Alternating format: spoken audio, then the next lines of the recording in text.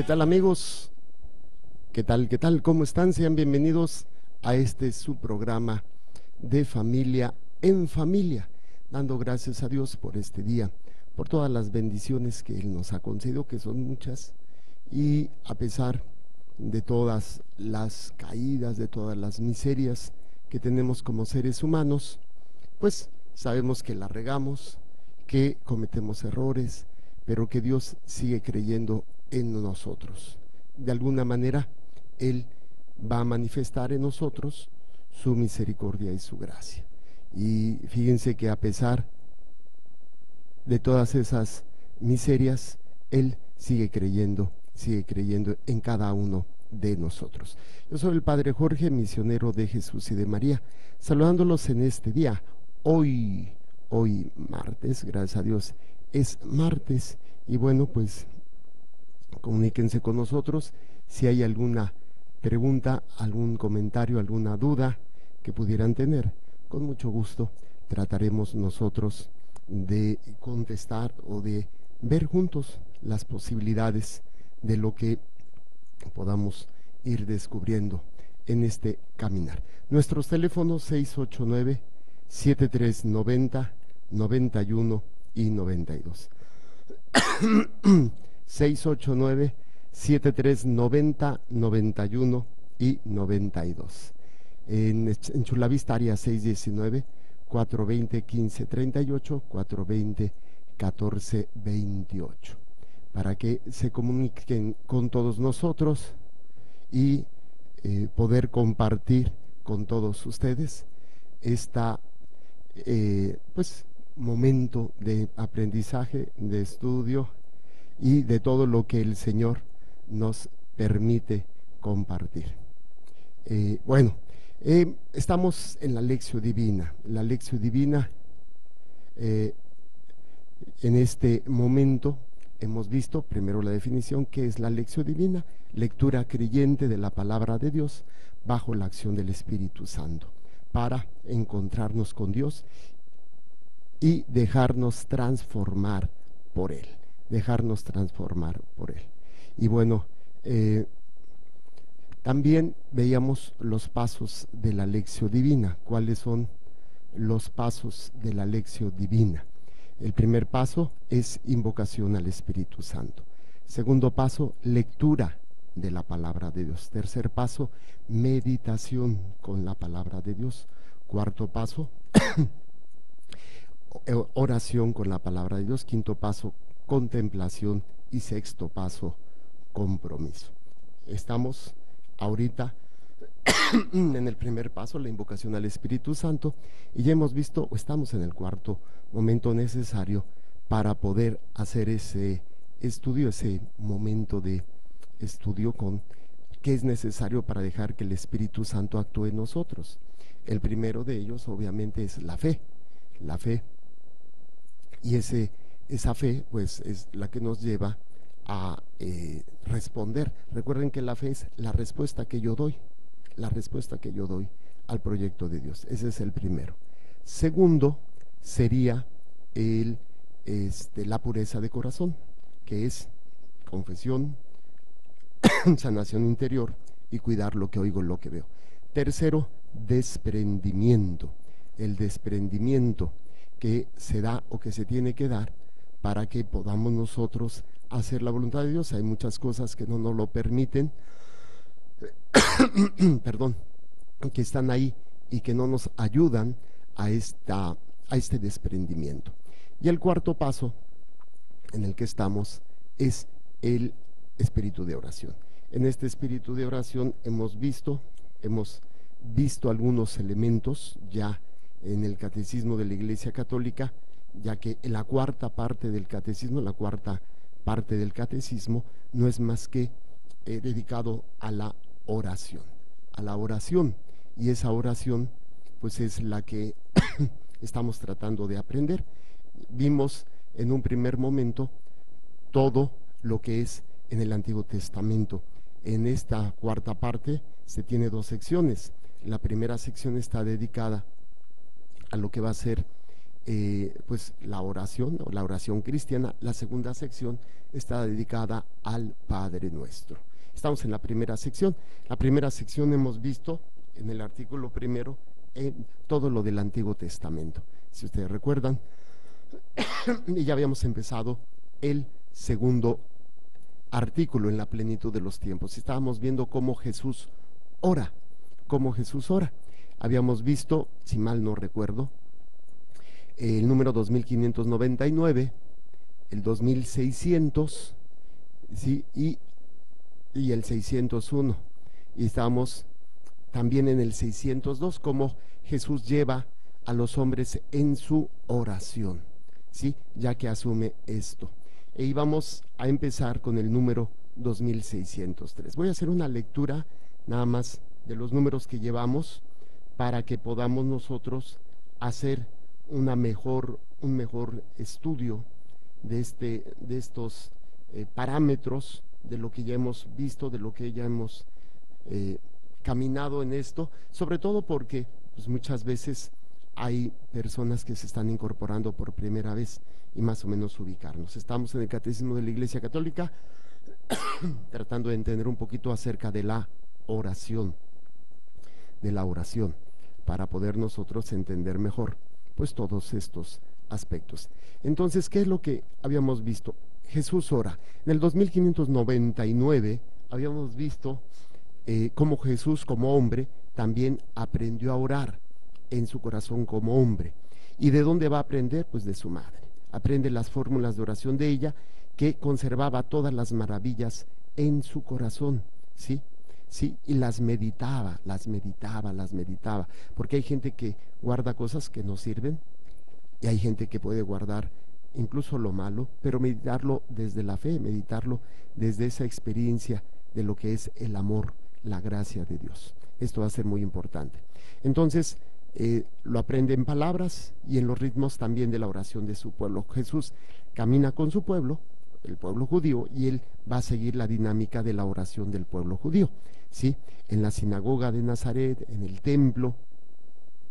Pero veíamos que Jesús tenía una fuente secreta muy diferente a todos los que estaban haciendo oración. ¿Cuál es esa fuente secreta? Bueno, que él empieza a mostrarnos una relación de Dios como Padre, de Dios como Padre, donde ya no es un Dios alejado, ya no es un Dios aparte, sino que es un Dios filial, una relación filial entre el Hijo y el Padre, entre nosotros como hijos y entre Él como Padre. Y que bueno, pues obviamente esto va a ser muy, muy significativo para todos nosotros, porque ya con esto pues vemos que Jesús nos enseña algo maravilloso, algo que no se había visto, algo que nadie podía haber hecho por sí solo. Y bueno, pues ahí es donde vamos a ir descubriendo que Jesús viene a darle al pueblo judío y a todos nosotros una nueva esperanza, una nueva manera de entender las cosas, una nueva manera de visualizar lo que se está viviendo, lo que se está dando.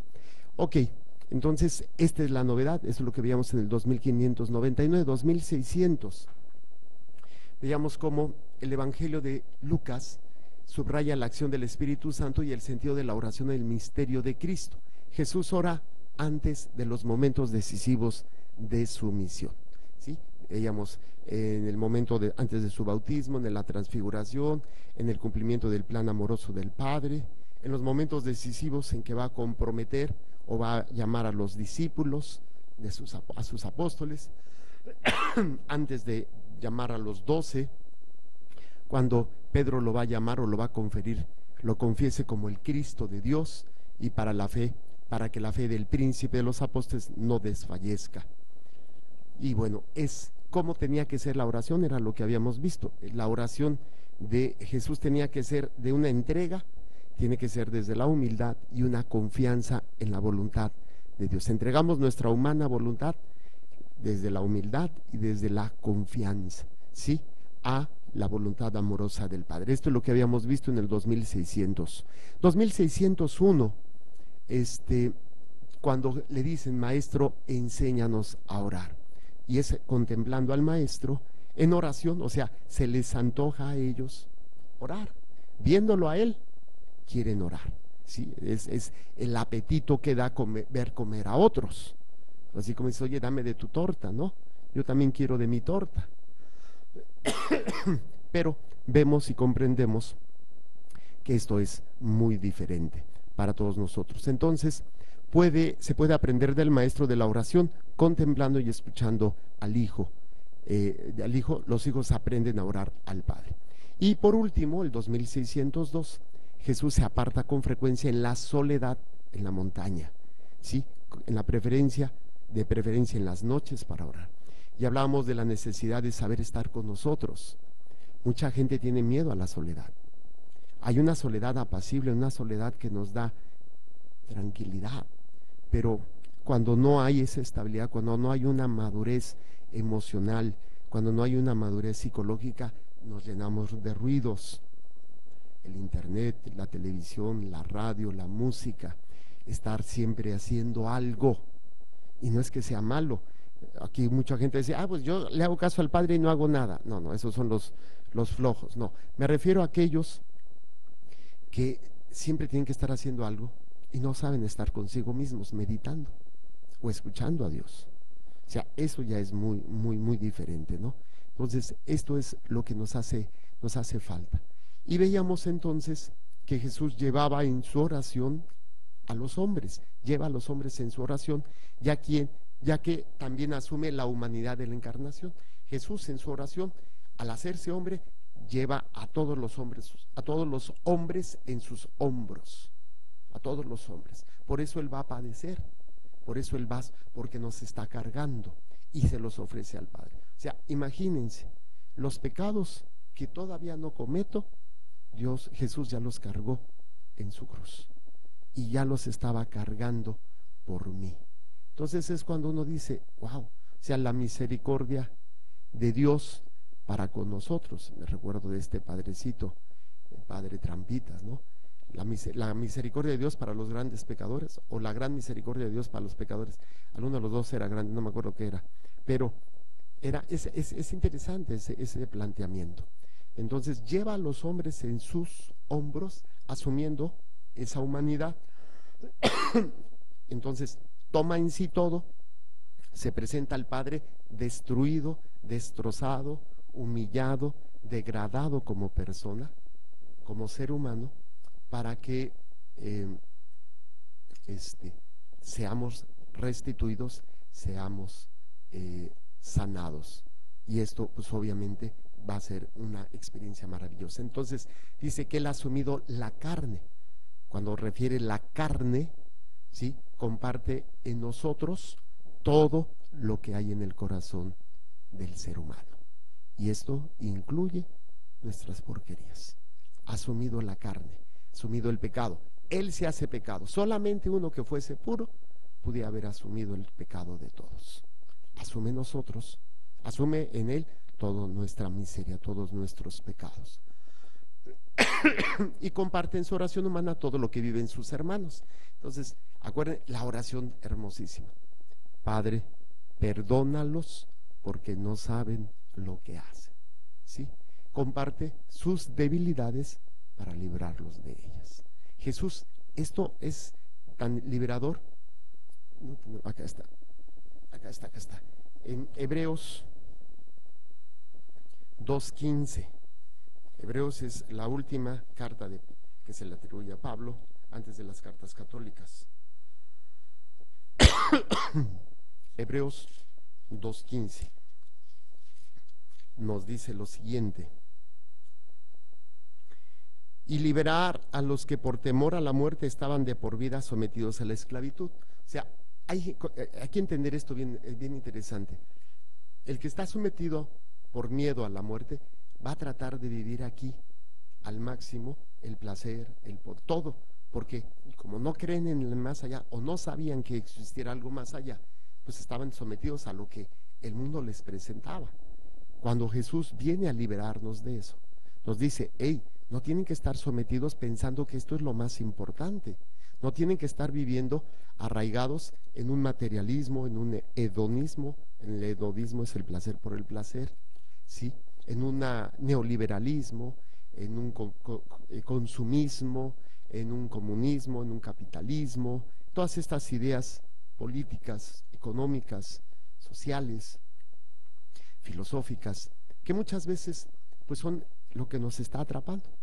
Ahora obviamente ellos van a decir, no es que la religión, la iglesia, es la que esclaviza. Si lo vemos desde el punto de vista de ellos, tienen razón. Vamos a ver por qué. Porque ellos dicen que no hay nada después. Entonces, tú me lo quieres quitar. Tú eres esclavo, tú vives con el miedo. Tú vives por el temor al pecado, tú vives por el temor a la condenación. Yo soy libre. Tú eres esclavo, yo soy libre. Eso es lo que nos dice el mundo. Eso es lo que nos dicen los materialistas. Esto es lo que nos dice el hedonismo. Eso es lo que nos dicen los ateos. Ahora nosotros lo vemos desde el punto de vista, nosotros creemos en la vida eterna, nosotros creemos que hay vida después de la muerte. Y esto, pues obviamente, pues nos hace ver que los que están esclavos, ¿quién es el esclavo? El esclavo es el que no puede ser libre para vivir una vida plena con todo a lo que está llamado. Entonces, el mundo nos llama esclavos a nosotros, porque no vivimos la vida plena aquí. Nosotros llamamos esclavos a los que están viviendo en el pecado, porque no van a alcanzar la libertad en la vida eterna. Todo se centra en la concepción de creemos o no creemos en la vida eterna. Y obviamente, pues ahora con esto podemos entender mejor a los ateos y a todas estas corrientes que ven a la religión como una esclavitud. Entendemos, no estamos de acuerdo, pero entendemos la posición de los que quieren vivir la homosexualidad. ¿Por qué? Porque dicen, es que ustedes me están esclavizando, no me dejan ser libre, me reprimen, ¿sí? Todos aquellos que creen en que es bueno el aborto, es que ustedes no me dejan ser libre. O sea, no estoy creyendo en la vida eterna, no estoy creyendo en la vida. Aún los católicos que están en esta línea del aborto, yo no sé cómo creen en la vida eterna. O sea, ¿en qué se respaldan para decir no me va a pasar nada? O sea, lo entiendo yo en los ateos, lo entiendo yo en todos aquellos que tienen un pensamiento contrario al cristianismo. Lo que me cuesta trabajo entender cómo el cristiano, el católico, que se diga católico, puede estar a favor de una corriente que le va a ocasionar la pérdida de la vida eterna. ¿En dónde está lo más valioso para ellos? Entonces, digo que creo en la vida eterna, pero lo más valioso es no sufrir y no traer niños a sufrir. Entonces, ¿dónde dejas el esfuerzo de Jesucristo del su sufrimiento? Entonces, son cuestiones ahí como que medio ambiguas que nos ayuda a entender. Por eso, comparte sus debilidades para librarlos de ellas. Y ya veamos estos textos, ¿no? Hebreos 2.15 y Hebreos 4.15. Esta del 2.15 se me hizo interesante. Se los vuelvo a leer. Y liberar a los que por temor a la muerte estaban de por vida sometidos a la esclavitud. Estaban sometidos. Tienes que ser libre aparentemente de la droga, tienes que ser libre de todo eso y vas a poder ser, toma droga, fuma, toma vino, ten relaciones sexuales, eres libre. Y para ellos son libres, pero no van a alcanzar la plenitud, que es la vida eterna. Para nosotros, esto es la verdadera libertad. Para ellos, nosotros somos esclavos, porque no vivimos libres, pero como no creen en el más allá, ese es el planteamiento básico por el cual es difícil que nos pongamos de acuerdo. No quiere decir que nosotros debamos quedarnos callados, no quiere decir que no debamos hablar, no, al contrario, estamos en un planteamiento donde nosotros como católicos tenemos que entender por qué nos catalogan de esa manera y cómo podemos nosotros enfrentar esto. Y Hebreos 4.15 nos dice: pues no tenemos un sumo sacerdote que no pueda compadecerse de nuestras flaquezas. y aquí ha sido probado en todo como nosotros, excepto en el pecado. Tentaciones, sufrimientos, miedos, todas esas realidades, Jesús ya las pasó. Lo único que él no cayó fue en el pecado. Ok, entonces, hasta aquí nos habíamos quedado en el 2000, no, 2602, nada más faltó la última parte. Para esto le ha enviado el Padre, sus palabras y sus obras aparecen entonces como la manifestación visible de su oración en lo secreto. ¿Cómo saber que una persona ora en lo secreto? Porque sus palabras y sus obras aparecen como una manifestación visible. Así de simple. O sea, las palabras y las obras demuestran lo que hay en tu corazón. De tu corazón, lo que hablan tus labios habla de lo que hay en tu corazón. ¿Sí? Es precisamente. Entonces, la oración en lo secreto no es donde te ven todos y, ay, gloria a Dios, y hasta descansos en el espíritu, y hasta crisis convulsivas, o diarrea espiritual, o yo no sé qué. La verdadera oración en lo secreto es aquella que te lleva a dar obras y a dar palabras. Entonces, Santiago lo decía, muéstrame tu fe sin obras, que yo te mostraré mi fe a través de mis obras. Entonces, muéstrame tu oración. Si no hay obras, si no hay palabras, pues no. Esto nos va a ayudar muchísimo. Muy bien, hasta aquí habíamos llegado ahora sí, 2602. Vámonos al 2613. Dice lo siguiente: los evangelistas han conservado dos oraciones más explícitas de Cristo durante su ministerio. Cada una de él las comienza precisamente con la acción de gracias. En la primera, Mateo 11, 25 al 27, y la segunda, Lucas 10, 21, 23. Vamos a ver, busquen Mateo. Mateo, ¿dónde estás? Que no te veo. Mateo 11. Mateo 11, 25, 27. Dice lo siguiente: en aquel tiempo, tomando Jesús la palabra, dijo: yo te bendigo, Padre, Señor del cielo y de la tierra, porque has ocultado estas cosas a sabios e inteligentes y se las has revelado a los pequeños. Sí, Padre, pues de tal ha sido tu beneplácito. Todo me ha sido entregado por mi Padre, y nadie conoce al Hijo sino el Padre, ni al Padre lo conoce nadie sino el Hijo, y aquel a quien el Hijo se lo quiera revelar. Entonces, aquí vemos, Jesús confiesa al Padre, le da las gracias y lo bendice, porque ha escondido los misterios del reino a los que se creen inteligentes. Otra vez, a los que viven de acuerdo a los criterios del mundo. Lo importante es el estar aquí, lo importante es el placer, lo importante es el sentir, lo importante es el tener, lo importante es hacer lo que te gusta y donde tú te sientas bien. Esos son los doctos, esos son los que se creen que lo saben. Pero también están los científicos que niegan a Dios, están los políticos, están los economistas, están los políticos, hasta están los curas, que se niega a Dios. Entonces son los que nos sentimos doctos, o sea, doctores. Ya tengo el conocimiento y no necesito ni de nadie ni de nada. Ese es un problema.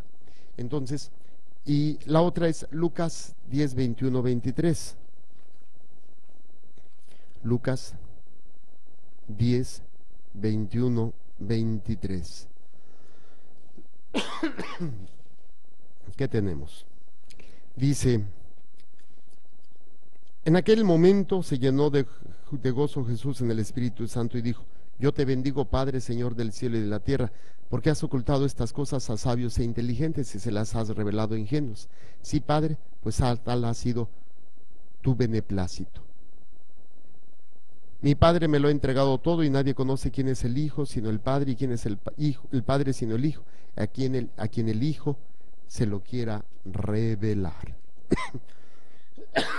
Entonces, vemos en las dos oraciones, Jesús primero confiesa al Padre, le da gracias y le bendice porque ha escondido los misterios del reino a los que se creen doctos y se los ha revelado a los pequeños.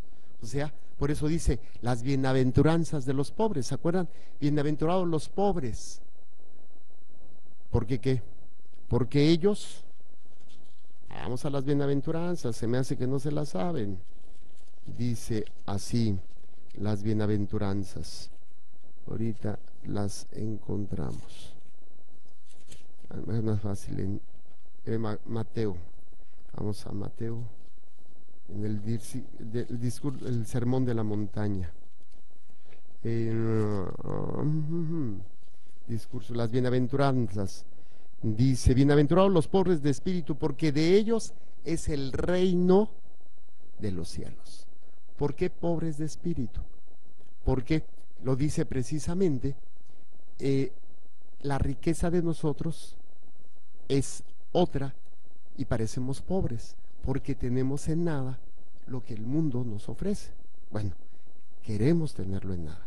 Pero a veces, si vamos a la realidad, a veces tenemos como más esta realidad de pecado, en donde no nos interesa otra cosa de que no sea pues esta experiencia del sentir, del tener, del poseer, y ahí es donde vamos a darnos cuenta qué es lo que está pasando, y ahí es donde vamos a ir viendo la necesidad de entender y comprender estos aspectos prácticos de la vida de fe, de la vida de gracia.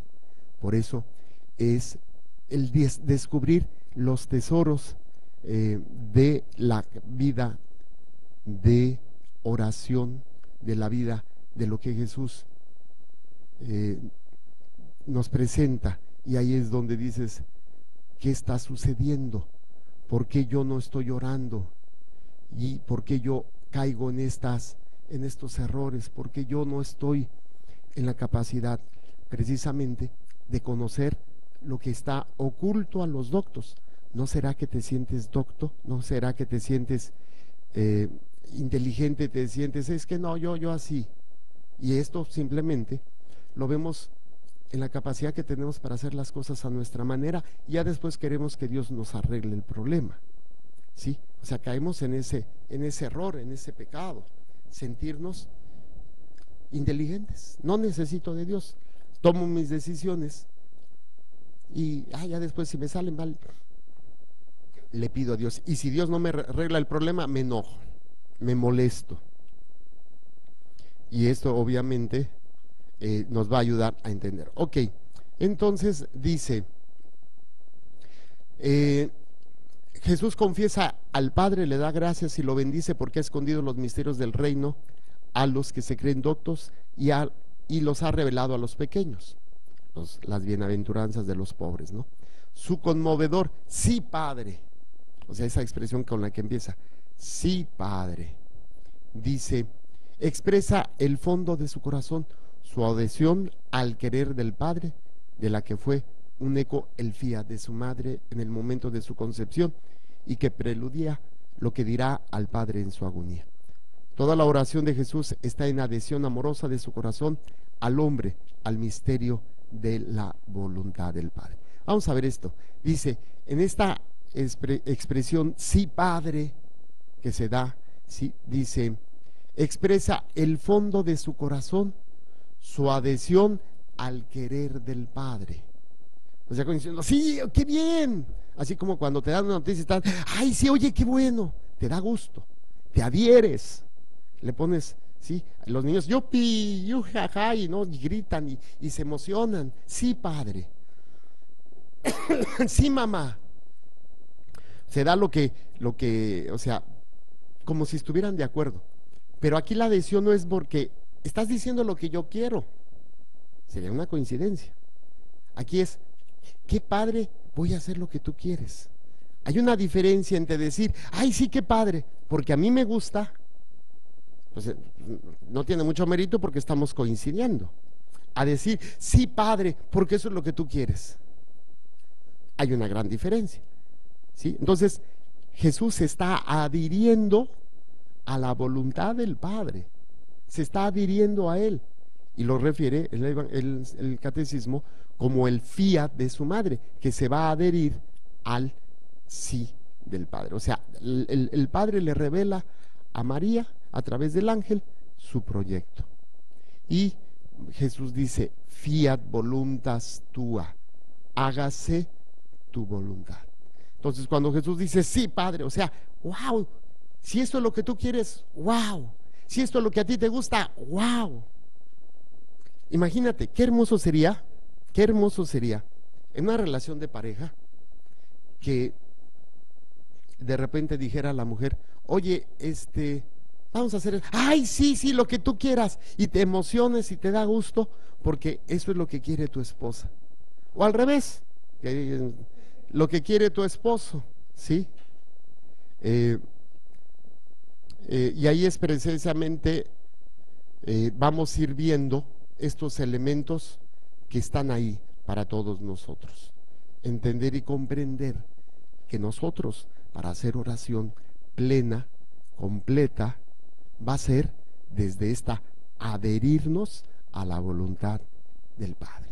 Esta adherencia solamente se puede dar en esta divina voluntad y en estos elementos que van a ser muy importantes para todos nosotros para comprender estos aspectos que están ahí latentes y que van a ser para todos nosotros un elemento vital en la vida de todo fiel cristiano. Y bueno, pues con esto terminaríamos este número, pero creo que es importante hacer una recapitulación. Bueno, entonces, exprese del fondo de su corazón su adhesión al querer del Padre. Cuando yo digo, ay, sí, qué bueno, me estoy adhiriendo porque eso es lo que yo quiero y esto es lo que tú quieres y los unimos los dos y qué bonito. Esto es lo que se da en el matrimonio. Ese es el tipo de adherencia, ¿no? Ay, sí, vamos. Ay, no, yo no tengo ganas de ir. Y Jesús no tiene ganas de padecer y se une a la voluntad del Padre, que es lo que se va a referir al momento, el preludio, o sea, el preludio de lo que va a ser el momento de la agonía. Padre, si es posible, aparta de mí este cáliz, ese preludio del hágase tu voluntad. O sea, fíjense, no tiene nada que ver con la alegría, no tiene que ver con, ay, es que siento emoción, tiene que ver con esto es lo que tú quieres y esto es lo que yo voy a hacer. Esto es lo que yo voy a hacer. Y va a ser muy interesante para todos nosotros comprender esta manera de orar, esta manera de vivir. Por eso Jesús hace un planteamiento muy novedoso en el ámbito de su relación con Dios. Y obviamente esto pues no se había podido dar en el Antiguo Testamento porque no había esta adhesión intensa a la voluntad de Dios. La había habido de una manera de los profetas que incluso dieron la vida por hacer la voluntad de Dios, pero ellos van a terminar muriendo por hacer, pero nunca van a llegar a una relación filial, nunca van a llegar a una relación de esta forma en que Jesús lo va a hacer y esta alegría, ¿no? Y ahí es precisamente todos estos aspectos que están ahí para todos nosotros, hacerlos presentes y visibles, que se estén manifestando en la vida de cada uno de nosotros, esa búsqueda para hacer la divina voluntad. Y la última parte de este número, entonces voy a retomar esto, dice, su conmovedor sí, Padre, expresa el fondo de su corazón, su adhesión al querer del Padre, de la que fue un eco, el fiat de su madre, en el momento de su concepción, y que preludía, o sea, como preparación, a lo que dirá al Padre en su agonía. Padre, aparte de mí este cáliz, mas no se haga mi voluntad. ¿Sí? Entonces, y luego la última parte dice, toda la oración de Jesús está toda la oración de Jesús está en esta adhesión amorosa de su corazón al hombre, al misterio de la voluntad del Padre. Vamos a buscar Efesios 1:9. Efesios 1:9. Rápidamente. ¿Sale? Y ahí vamos a leer lo que se está refiriendo el catecismo de la Iglesia Católica para todos nosotros. Fíjense lo que dice Efesios 1:9. Dándonos a conocer el misterio de su voluntad, según el benévolo designio que en él se propuso de antemano. Por eso dice, toda la oración de Jesús está en adhesión amorosa de su corazón de hombre al misterio de la voluntad del Padre. Todo oración de Jesús. Entonces, fíjense, estamos aprendiendo cómo tiene que ser nuestra oración. Toda nuestra oración tiene que ser en adhesión amorosa. Y amor no significa sentir, amor significa entregar mi voluntad. Esto es lo que tú quieres, esto es lo que yo voy a hacer, esto es lo que quiero realizar, ¿sí? Y va a ser muy interesante. Entonces, y vamos a ir viendo estos elementos porque nos ayudarán a entender la forma de orar de cada uno de nosotros. Si no va precisamente en esta unión amorosa al misterio, y aquí hay otra parte importante, misterio de la voluntad. Misterio, obviamente lo entendemos como esa realidad oculta, donde no alcanzamos a comprender, no alcanzamos a visualizar estos aspectos que están ahí latentes, ¿no? Y déjenme buscarles esta palabra para hacer pues un momento más claro de lo que estamos hablando de la vida de oración, ¿no? Y ahí, pues ahí es donde nos tenemos que entender, tenemos que comprender algunos aspectos que están latentes, pero que no hemos sabido, no sabemos entender, no sabemos realizar en nuestra vida de oración. Entonces, déjeme ponerle aquí, espérenme, téngame, acá estamos. Misterio, misión, mistagogía, misticismo. Ah, canijo, no está, qué gachos. Vamos a buscarlo por acá. En el catolicismo. Sí.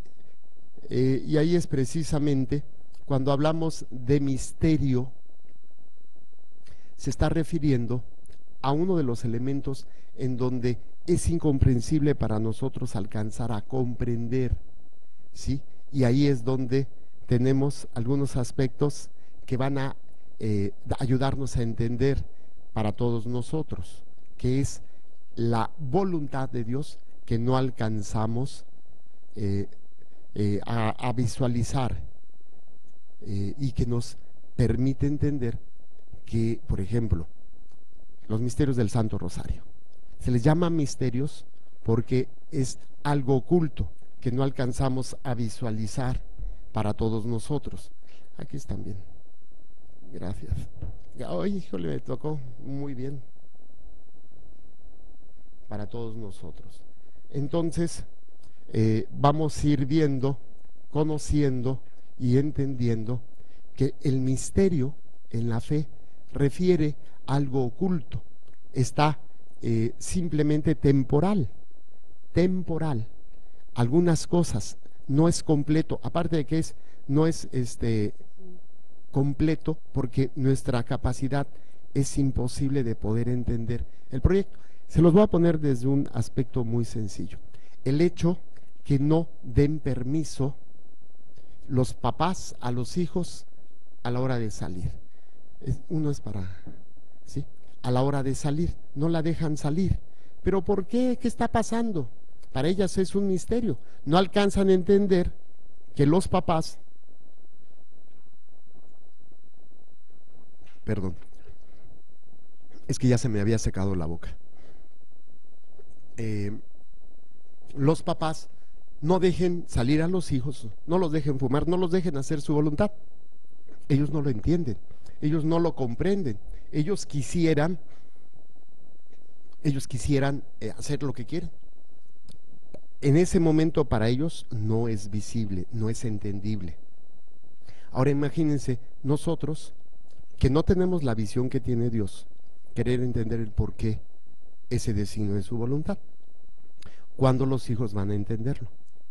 Cuando ya sean grandes. ¿Cuándo alcanzaremos medio a entender? Cuando estemos en la presencia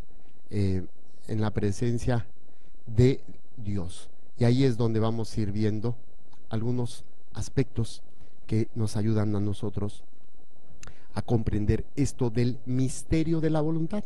¿Por qué haces esto? Samuel, tenemos la reflexión, el bordado de tu alma, algo así. Es donde precisamente el hijo no entiende lo que está haciendo la mamá al estar tejiendo, ¿no? ¿Qué estás haciendo? Y ahí es precisamente para podernos hacernos entender pues este misterio que está ahí latente, pero que ya no lo voy a más o menos comprender en su totalidad para mi humana capacidad cuando esté en la presencia de Dios, cuando estemos en esa presencia de Dios para darle la gloria a Dios. Vamos a terminar con esta reflexión y con esto nos despedimos en este momento.